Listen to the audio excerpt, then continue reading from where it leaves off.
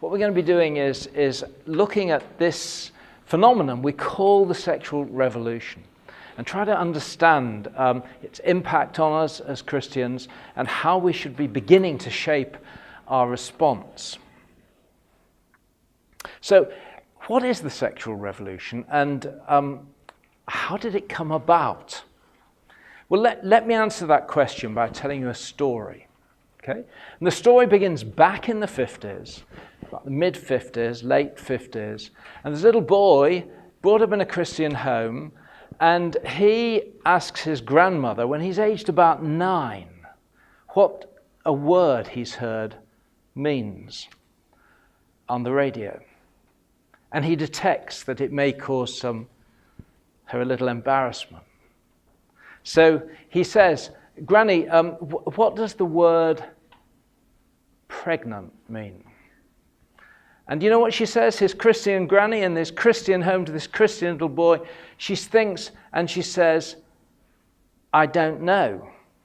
I don't know what the word pregnant means. He's 9 years old and I'm that little boy and I knew very well that she did know and I had some other questions to ask her, but that was a small introduction to the climate of shame and fear and ignorance that shrouds this whole area of being made sexual as human beings within our Christian culture.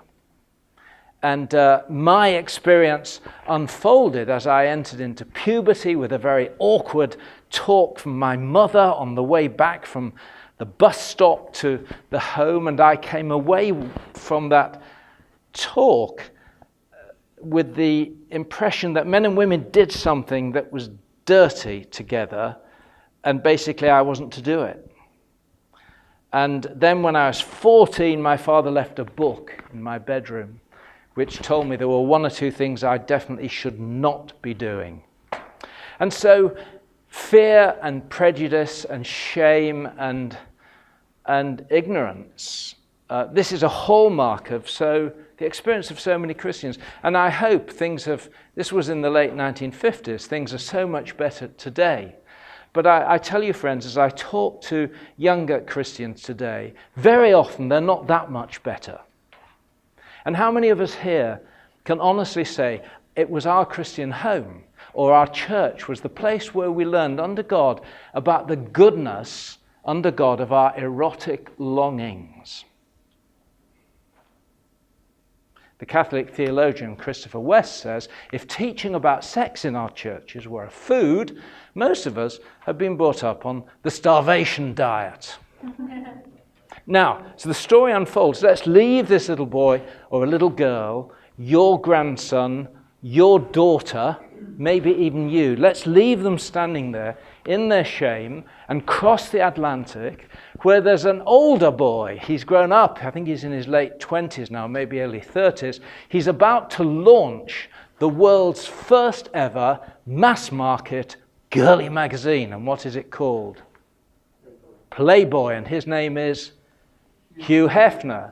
And Hugh Hefner, in a recent interview before he died, looking back on that launch of the magazine so many decades ago, said one of his motivations for doing that was a reaction to the, quote, hurt and hypocrisy of his Methodist religious upbringing. And you can see what he was saying. Hugh Hefner said, we've had enough of the starvation diet. From now on, it's going to be fast food. Fast food. Now you see this little chap here, if he's faced with a choice between a starvation diet and a fast food diet, what do you think he's going to choose? And so it was activists like Hefner who launched and then sustained and helped push forward a huge social and cultural revolution that we've come to call the sexual revolution. And it was driven by an overarching narrative of freedom from starvation. And as this cultural revolution began to unfold, we see many different areas that we freed ourselves from or thought we were freeing ourselves from. And here we have in England and Wales, the raw number of divorces, and you can see it, 1962, they'd actually just been declared. 1962, as the revolution gets going, the numbers of divorces rocket sixfold. As we free ourselves, we thought at the time, from the oppressions of patriarchy and of unhappy, stultifying relationships. And then as the revolution unfolds further, we see that the number of marriages, and this is just the raw number, the absolute numbers of marriages, the population's going up over this period, the numbers of people getting married goes into a sharp and prolonged decline. In fact, that decline continues especially among the poorest, not the richest, the poorest is where it's felt most. And in England and Wales, 2013, the most recent set of ONS, Office of National Statistics data, shows that the number of people getting married has never been lower. So marriage is in recession. As we freed ourselves, it was said, from being bounced into premature relationships that we'd not trialed and tested. Well, enough of that. We free ourselves from that straitjacketing of religion, and we're free. And then we discover with the introduction of gay marriage in many European countries, we freed ourselves from authorities who told us what marriage is, and who took it upon themselves to be the guardians of the gateways to marriages, who is included and who is excluded. Well, we freed ourselves from that, and we decide who enters marriage and who lays claim to the goods of marriage. If it's good enough for heterosexuals, why isn't it good enough for same-sex attracted people, we said. And then finally we free ourselves from nature herself, from the straitjacket of biology as defining our sex, and from stereotypes, and from all of the other traditions that are imposed on the human spirit and bind it. Well, no, freedom is the defining narrative of this revolution. And in just a few decades, friends, the reality we have to embrace here together is that centuries-old convictions about sex and marriage in just a few decades have effectively collapsed. Christian convictions. And the other reality we have to face is that I know this differs across Europe. So Poland will be very different from England. Hungary, perhaps very different from the Netherlands. But nevertheless, this revolution is everywhere. And the majority of people, certainly in my country, and many younger people, even in the more conservative countries, look on this revolution and look on its jailbreak from the past, and they either don't care or they think good riddance to the past. I don't know about you, when I think about this revolution, I think, well, what is the secret of its power? How did it happen? How did it gain a foothold and then become a stronghold in the human heart to this degree? I don't know whether you've heard of Joseph Nye, the political theorist. He talked about two kinds of power. Anyone any idea? Hard power, soft power. Hard power, you send in the troops. It's exerting force through coercion, changing things through coercion. Soft power, on the other hand, is the ability to get what you want using attraction. Now, the activists of the sexual revolution, they know how to deploy hard power. But because that hurts for Christians very often, we've focused on that and neglected what I'd like to suggest is the real secret of its power, its strength, which is its soft power, its ability to be attractive to the human spirit, to so involve us in its story that we want it to be true. I think there are probably three kinds of soft power we need to pay attention to. The power of ideas, the power of ideals, that is, having a moral vision that you set before people, and the power of story. Should we take each one of these in turn? The power of ideas. Martin Luther said, if you want to change the world, pick up a pen and write ideas. And we sit here because of his ideas. And this revolution had what seemed to be new ideas about one of the biggest questions we ever ask as human beings, and that is, who am I? Question of identity. And where do as I stand before an empty universe, who will give me the answer to that question? Who am I? And this revolution comes along and it provides an answer. And it says, you just need to look inside yourself for the answer. You search deep within for your true self, your authentic self, and then you live, you express the truth that you find there about yourself, and live truthfully, authentically with that. The technical term, it was coined by a sociologist called Robert Bellah in the 1950s. This idea is expressive individualism. Expressive individualism, Bellah said, grows out of the American dream. The American dream, as he looked at American history, it's about self-reliance. It's a kind of individualism that was, the term individualism was coined by the French political theorist and historian Alexis de Tocqueville. And Tocqueville noticed that the American dream led to a certain kind of rugged individualism. You rely on yourself. And Bellah said the early forms of individualism were what he called utilitarian individualism. That is, you relied on yourself to make something of the world and of your life and of your family and of your kids. You didn't wait for other people to come and sort these things out. You took on the responsibility for this and you did it yourself. It's the American kind of dream, and you can do it, you see. That's utilitarian individualism. But, says Bellah, with the rise of the new psychologies of the 20th century and therapy culture, a different kind of individualism grew out of utilitarian individualism, and he called it expressive individualism. What's expressive individualism? It's relying on yourself not to make something of the world, but to make something of yourself, me.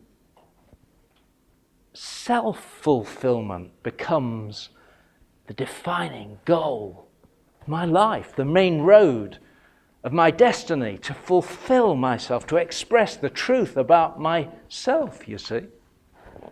And friends, it's everywhere around us, isn't it? Expressive individualism. It's in rom-coms and sitcoms. It makes us laugh. It makes us cry. It's the stories of just be yourself, all around us. And you can see its power because it presents before us a picture of the unencumbered self set free, thrown off the shackles, the hypocrisy and the fear and the ignorance, and you just be the person that you are, the unencumbered self, freed from tradition and religion and people like you out there, with your petty rules and straitjackets that you impose on the little people that you push out to the edges who don't fit your script. Well, says this revolution, those days are over. These people that you forced out are going to be set free. And what are they going to be set free? Not what I say they are, but who they say they are. And that narrative is everywhere around us. expressive individualism. But then the power of ideals, of moral vision, because this revolution comes, these ideas are freighted with the notion of virtue, that relying on yourself to to find yourself isn't just the right thing to do in intellectual terms, philosophical terms. It's the right thing to do in moral terms. I mean, is there anybody here who's against being honest and true and authentic? Or are we all for hypocrisy here, you see? And I think the putting forward of a moral vision is what caught Christians off guard more than anything else in this revolution. Because you see, if you talk about morality, well, that's our territory, isn't it? I mean, where's the moral high ground around here? We make for it. That's us. And we're used, because we've been in the mainstream of culture for so many centuries, we're used to calling out immorality wherever we see it. So we can call out adultery and pornography and sleeping around, because that's our natural territory. It breaks our rules. And when the revolution came along, we thought it would be business as usual. But far from unveiling a Dantean nightmare of debauchery on the face of it, this revolution cast a moral vision of just being real, honest, sincere, and looking out for the little people who don't fit. And it cast you as the immoral, the bigots, the Pharisees, the people who don't like the ones who don't fit. And you drive them out, and you heap your hatred on them. Look, take these characters from a... Oh, by the way, and this virtue, this picture of freedom that sets before us, actually is a kind of virtue in the Aristotelian sense of that word. It leads to flourishing. It's a way of being in the world, being true to yourself, that if followed leads to a freedom of the spirit and a completion of the self, a flourishing of the self. That is, the self achieves its full potential, and a fairness for the self and for other selves. Take the individuals you may see in a gay pride march, okay? Now, where does this fit with this? Take pictures of this, you see. Now, presented with pictures of these pride marches parade down the main roads of most of our cities. They go past churches where the doors are usually locked and bolted, and double bolted on the inside. And faced with pictures of sexual fluidity like this, we're kind of used as Christians to wrinkle our noses. Our default response is to talk about AIDS or sexually transmitted diseases and breakdown of society. And what we need to understand is, to many people out there, many not in perhaps more Eastern European cultures, not many older people, but believe me, many younger people, these images are beginning to present pictures of moral purpose. The moral purpose of being real. These people are saying, you continue with your hypocrisy. Have you seen the rates of sexual abuse in churches and in the Catholic Church and in Protestant churches that you hid behind and covered up? And the little people, under the crushing weight of your rules that can't be themselves and have to pretend, and all the hypocrisy that breeds, well, look, you carry on in your little world if you want, but this is who we are. And in case you didn't notice, it's called pride. And we're flourishing, we're free, and we're happy.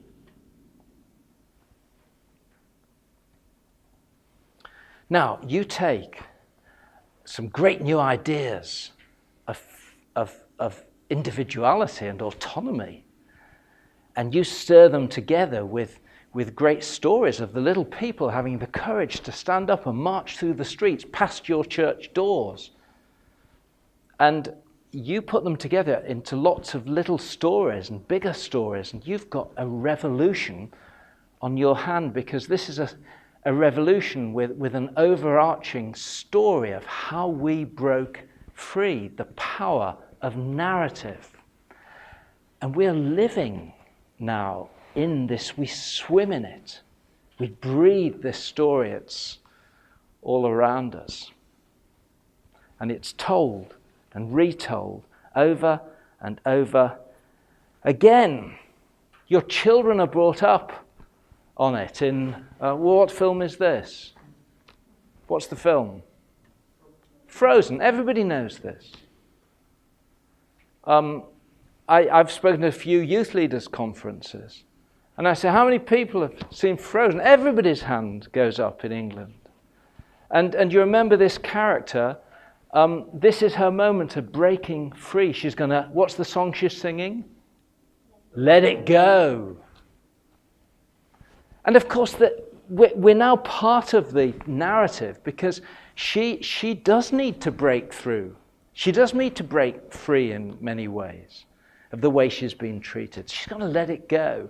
But the problem is she doesn't know where she's going to let it go, because there are no right, no wrong, no rules for me, you see. I follow my inner self. This is more than a recognition or an acceptance of the self. This is an enthronement of the self. And your kids are brought up on this narrative that not only wins their minds, but more importantly, it wins their hearts, because it makes them want it to be true. And it's everywhere around us. It comes down your earphones. Madonna, I am my own experiment. I am my own work of art.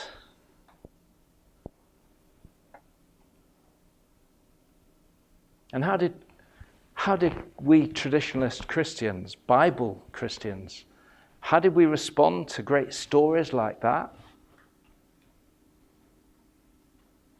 Well, with silence. We kind of hope it'll go away. Heads down.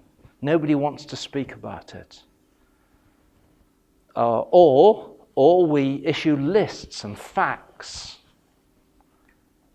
But as the Canadian philosopher Charles Taylor says, it's no use trying to respond to a great story with facts. You've got to tell a different story. And so back to this little chap here, he's still here. He gets a bit bored by now, actually, because he's heard this talk before. But he's still here. Your son, your daughter, you, or somebody you know, in your church. And as they feel this, and as they swim in this story, he's asking, I think I know what we're against. I've got that. I've been to the pornography seminar.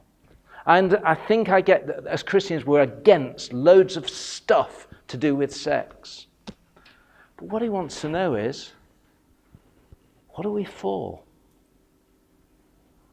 What are we for?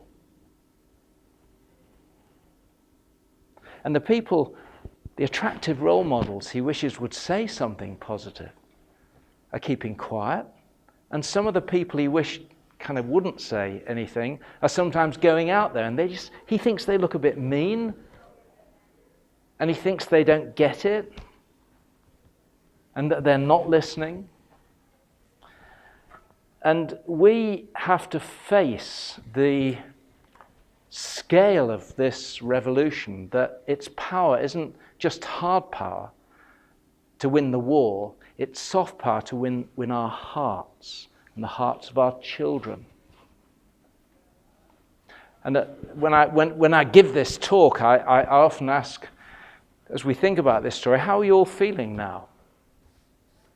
And I'll keep moving at the moment. I'll just, a lot hopeless, discouraged, overwhelmed.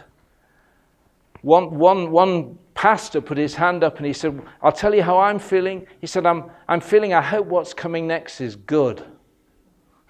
Because I'm almost worried that I think what you've just said in my heart, but my head tells me that's not true, but I don't know what to say to it. And we may have all kinds of levels of understanding of what's going on, but the young people in our churches don't. That's our problem. And they're crying out to us as Christian leaders to help them see what it's for. And the reason we're not doing, because we don't know what it's for. We haven't got a positive story that makes us smile, that makes us feel we have something, a gift for the world that will change the world. And so we've all got work to do here. I'll come back in a minute, okay? So I just want to know three last things about, then I'll break for one or two questions, but three last things about the power of story here, okay? First of all, this narrative power, I hope you notice what I've just said, the simplicity of this story. Of course, if you want to try and understand the sexual revolution, it is far more complicated than what I've just said. I mean, it isn't all due to Hugh Hefner and people. It's far more. If you're an economist here, you're saying, no, it was the post-war boom in prosperity that liberated women into the marketplace, gave them an independence they'd never had before, financial independence, and so divorces went up.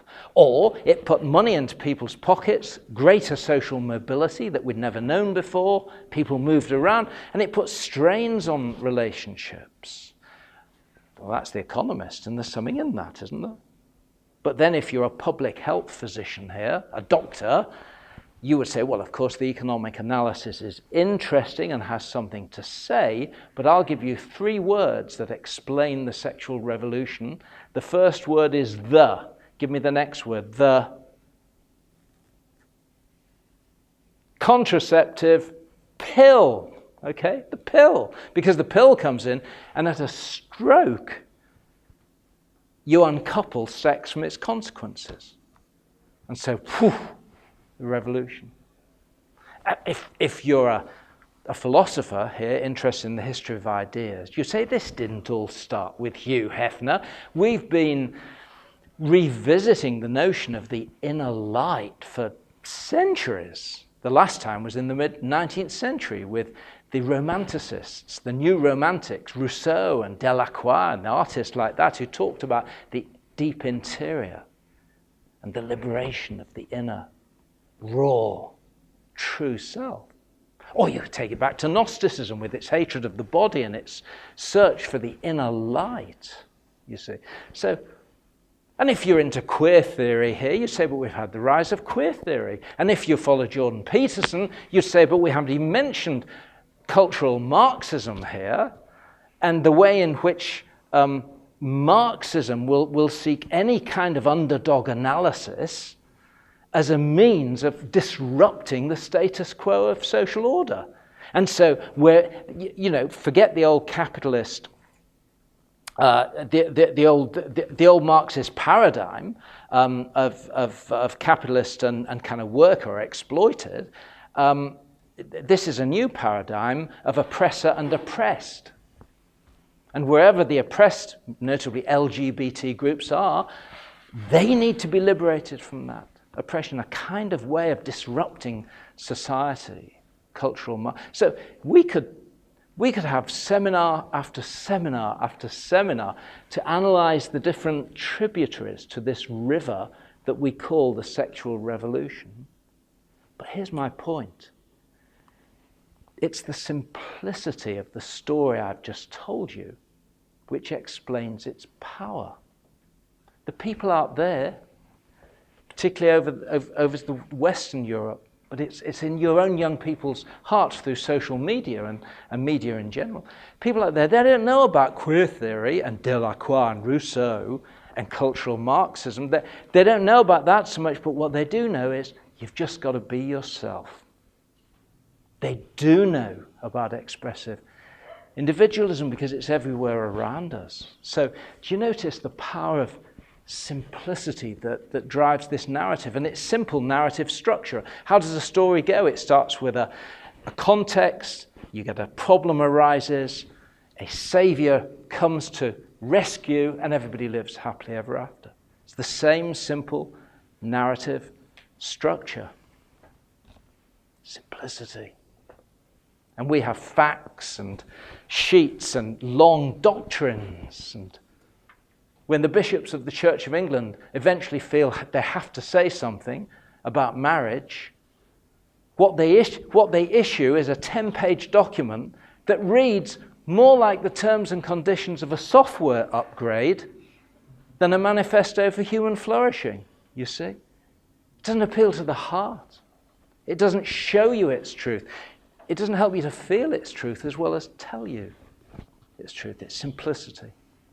Then there's its ability to evoke empathy in its hearers, and I've touched on that.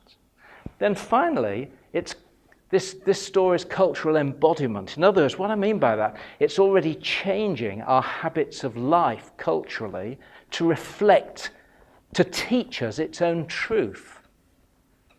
Now, what do I mean by that? Well, let me give you an example. In most every other hotel I go in, except this hotel, because they knew I was going to give this illustration, if you go into the bathroom, by the sink, there's a little cardboard notice. And what does that say? This little notice in hotels, by the sink. Pick up your towels off the floor. Okay. Now, imagine you're a Martian, landed in a hotel, and you see this cultural artifact here, because that's kind of what it is. And the last one I saw, the last hotel I was on, it said, "Help us to save the planet." Okay? So he sees it, help us save the planet, the Martian. So he thinks this is really serious. So he looks, he says, how do I help to save the planet? And it says, pick up your towel off the floor. And he asks you to explain to him what this is about. And you say, well, it's a long story. Then you tell him the story. And you say, we used to think we could just throw all our stuff in the bin and put it in brown bags after our lunch, and then we just leave it and someone will pick it up and then it goes somewhere. And we never thought it went in landfill sites and the plastic ends up in the oceans and that we destroy the world that God gives us. We kind of thought we could just carry on forever like that, pumping out carbon dioxide. And now we're beginning to realize that if we do that, we will destroy ourselves. So we're all trying to pull together to make a difference. And all right-thinking people more or less sign up, which is why the hotels have it. Saves them money as well, but hey. Now, then we go out with our Martian into Bristol, where I live, into the main street, and we come across a bank. And he says, "What's that?" And you say, "It's a bank." "And what's a bank for?" "Well, that's for putting your money in, and they look after it safely, usually, hopefully. And they will lend you money, and you can go in there and you can ask to open an account." And he says, "Goodness, so what does this notice here, what does that mean?" And this is a big, big notice in the window. And it says, "He said yes." He said yes. These are all around the high streets, in banks, in this bank, in England, one of the big four. He said yes. So the Martian says, well, wow, he's really happy. He's got a bank account opened. You know, that's amazing. It must be a big thing if the bank manager says, yes, you can have a bank account, presumably. And you say, well, no, actually, it's not about that. So what's this about? What is it about? Please tell me. Gay marriage, you know that, you see. This is a cultural artifact that is reflecting back into culture what all right-thinking people here are pretty much signed up to. Now, once an idea has entered a culture at that level where it recruits the cultural artifact to serve its cause, if you follow the work of Peter Berger, the fine sociologist. He would say you are generating powerful plausibility structures in society. That is, your social way of life is supporting that idea very powerfully. And all the role models will fall in behind it. And most people, the way they talk about it will be as if, well, most right people, they won't ask you whether you believe it. They'll assume you do, because it's part of the cultural settlement for the time being. And notice how the sexual revolution has recruited our culture at that revolution. So do you see the power of its story? And this is the revolution we're in. And the challenge to us is, how do we respond? How do we get started? And the reason I've spent this time with a bit of cultural analysis is, friends, it's no use diving in with the answers if we don't understand the question. And we have to understand the questions here that we're being faced, because we are losing Christians. Again, the western fringes of Europe, and I know in the East as well in areas, to the sexual revolution. And so how do we respond? Let's then think about how we engage with this culture that's all around us. And I think when we're engaged with a culture, you and a story, you can fight it, you can get the lawyers out, and you can combat that culture and call out its weaknesses and expose its problems and really fight it. And there are elements in that I think personally is right. We do have to be ready to fight in key areas, especially for justice, for the little people, ourselves. But you can also hide from it, become like the Amish, and batten down and pretend it's not happening. You can give in to it and absorb it and reconcile with it. Or in other ways, you can enter its story. You can enter into its narrative at the point at which it invites you. So, where's an example of that? Well, let's think of Paul in Acts 17. On Acts 17, if you remember, we read in the morning that Paul walks around Mars Hill and he is, quote, deeply disturbed by what he sees. He is, quote, deeply disturbed, unquote. He's churned up. He's troubled. He's upset emotionally by what he sees as the evil and the oppression of idolatry. And you can almost hear him writing Romans 1 in his head. They exchanged the truth about God for a lie, so they worshipped and served created things rather than the Creator. And he saw this as a subversion of the glory of God as humans made in his image stoop before snakes and before half human, half beast, and prostrate themselves before these things, and he's brokenhearted.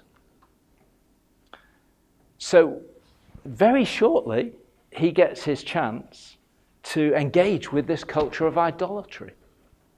And they put him up at the Areopagus, and what does he do?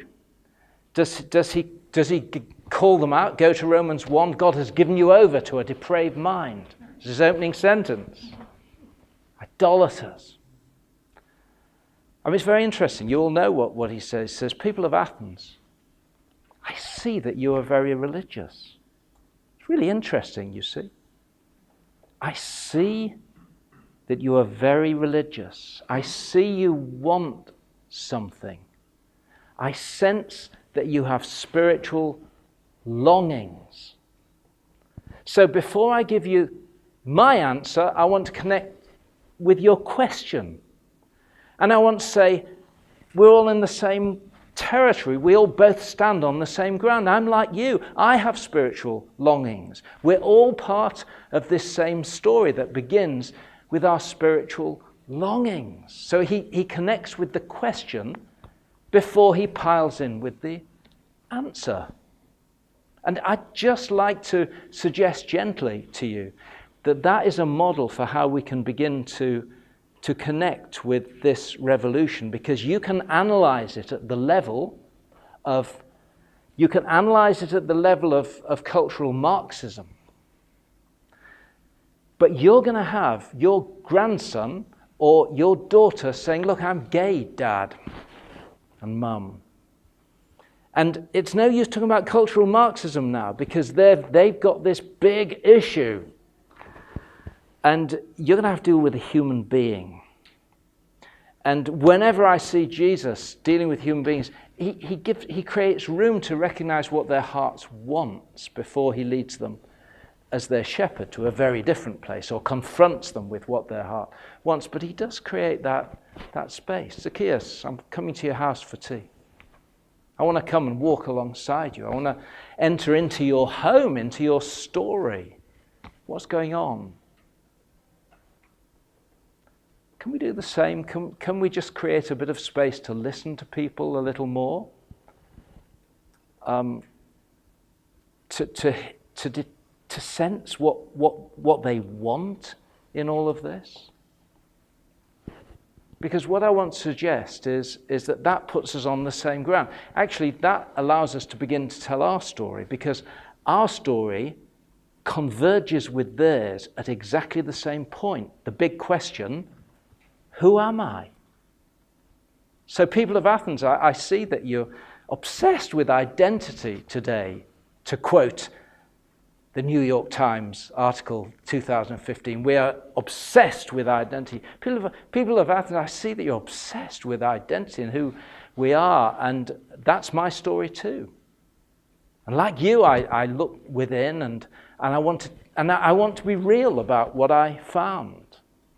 So can I begin to share my story with you about what I found? Because we're both in the same place. We're both asking questions.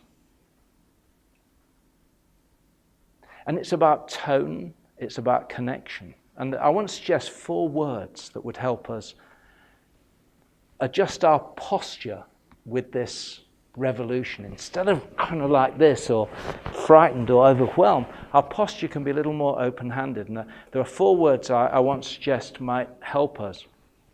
Sorry, thank you, please, and never, never. Okay? Sorry. Look, we're sorry we let you down. We promised life abundant, and yet this big area of our lives, sex, we said nothing. And we covered it with a shame and a fear. And we have brought our kids up very often in that. And we're sorry that when we should have said what we believe, we were fearful and frightened. And we're sorry because some of us have been bigoted. And some of us have amplified your sins whilst neglecting our own. So we're focused on the gays and the transgender out there. Lots of seminars on that, but we've kind of gone easy on the divorce in here. And we don't talk much about divorce because, well, there's quite a few divorced people, and it upsets them, so we don't talk about that. But we'd like to talk about the gay issue. That's one. And the scriptures are very clear about the gay issue, but hey, with divorce it all gets less clear, does it? Not. There's a conversation to be had, but we need to go back. It's driven me back, my own interest in this area, to look at what Jesus says and to say, I follow him in the end. I must obey what Jesus says. So we're sorry where we've been hypocrites, actually. And we're sorry that we've always been keener on what we're against rather than what we're for. And where some of us have been bigoted, look, friends, I don't feel bigoted at all. And not at all. But if a gay person shows me an email that they've had from someone, and I read it, and I say, the person who wrote you that, that's a Christian, wrote you that? I want to say I'm sorry for that, because it's a violation of the way of Christ. Because it violated you as a person, diminished you, and showed you no love. And I'm sorry that those people do that. And thank you for not letting us brush this under the carpet. We'd have liked to. Gosh, that's our default, back under the carpet. Thank you for keeping coming to us. Thank you for calling out our hypocrisy, and thank you for driving us back to our Bibles to say, what do we really believe? Because we've got to start winning our young people's hearts all over again, and our own. So thank you. And then please, you know, in 1 Peter 3:15, what does Peter say? He says, always be ready to give a reason for the hope that lies within you. Sadly for us, we can't give the answer we want to give when someone asks that question. So someone says, so what do you think about gay marriage? You say, I don't want to talk about that, I want to talk about Jesus. And they say, well, no, that in a minute. I want to ask you about gay marriage, because I think you Christians, I can understand why adultery is wrong, and I understand why murder's wrong, but I don't understand why you'd want to drive down people who don't fit. Help me understand that. You say, no, I want to speak about penal substitutionary atonement, the gospel, you see. They say, no, I want to talk about this because I don't want to hear about your Saviour until I understand a bit more about his followers. You can't keep ducking. You have to be ready to give a reason for the hope, the whole hope that lies within you. Then Peter says, and he goes on to use the next two words, but do so with respect and graciousness. That's what should be our hallmark. So please is respectful. So please, can we do a couple of things? We want to do two things. And I'm going to finish with the first, all right? Having owned up some of our failed promises, can we look at some of yours? Please, can we get beyond the slogans to look at the truth of things, of your promises? Just do it respectfully, but insist on beginning to look at the truth. And what you've just done in saying please, I don't see you have to say please and sorry. It's just an attitude of heart, you see. People will smell it about you. They sniff. They feel that you're not out there. It's the Christ-like thing to do, I suggest.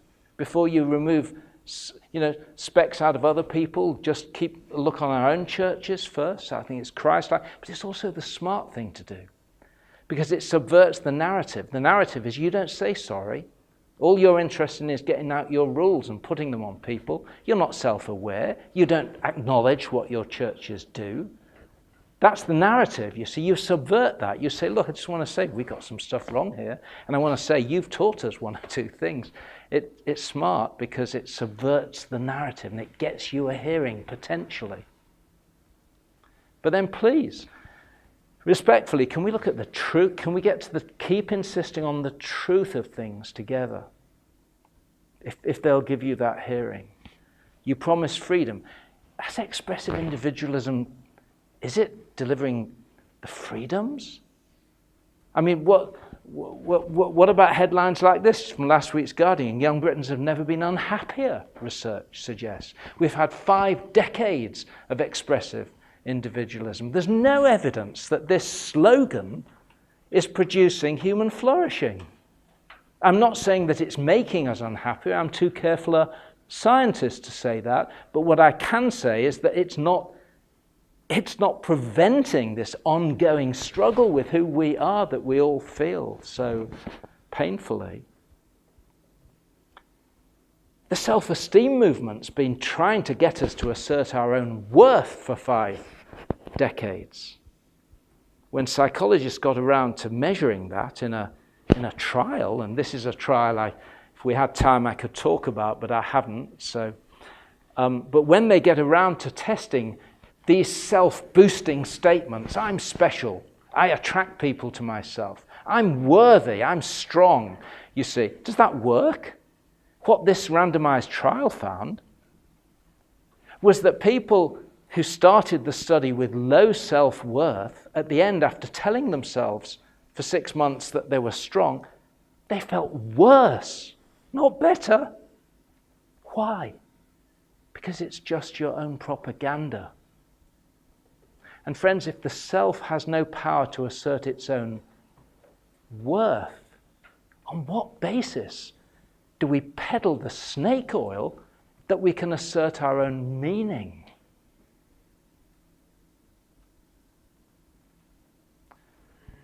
Expressive individualism, as the words of Matthew Crawford, the popular philosopher, beautiful book, The World Beyond Your Head. Matthew Crawford says, we have consigning a generation to an endless treadmill of self-making that is groundless. And we're inviting a self that says, I'm nowhere, to go somewhere, but actually to go anywhere, from nowhere to anywhere. This isn't good news for freedom. Snake oil.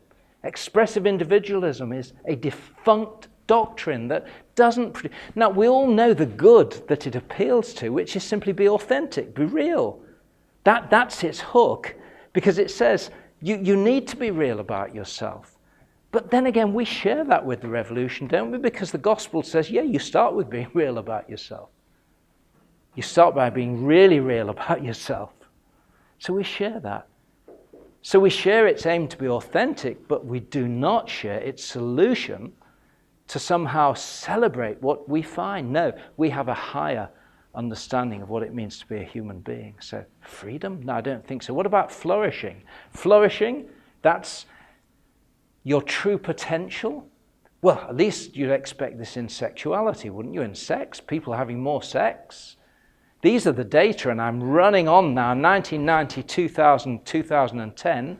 In England and Wales, the median frequency of having sex in the last 4 weeks, that's the average number of times people have sexual relations in the last 4 weeks, aged 16 to 44. These are the best data available. They're all problematic, but these are the best. In 1990, same for men and women, it was 5 times. In 2000, it's 4 times. In 2010, it's 3 times. Now, a statistician will tell you that you never extrapolate a graph, but if you did, no one will be having any sex at all by the year 2040. So why is it? Another headline in the Times, the millennial generation having less sex than ever. There are all kinds of reasons, but this is a revolution that promised more and delivers less, which reminds us of idols. They always do that. They offer more and more, but deliver less and less until they have everything. You have nothing. Really? Flourishing? Our hearts were drawn into this narrative. Well, let's pull them back out, because this is snake oil. This isn't flourishing. And what... Snake oil, sorry, it's a term, yes, sorry. Ah, bless you, yes, thanks for raising that. Snake oil, it's just a term that's used for, American quacks used to go around selling cures for everything, and people would buy it, and you call it, he's selling snake oil. It doesn't work, it's just stuff that stacks up in piles, and it's the cure of, Fairness. Well, this revolution, we need to think about fairness on a much bigger canvas than my rights. What about our duties? What about our duties toward the weakest of all, which are our children?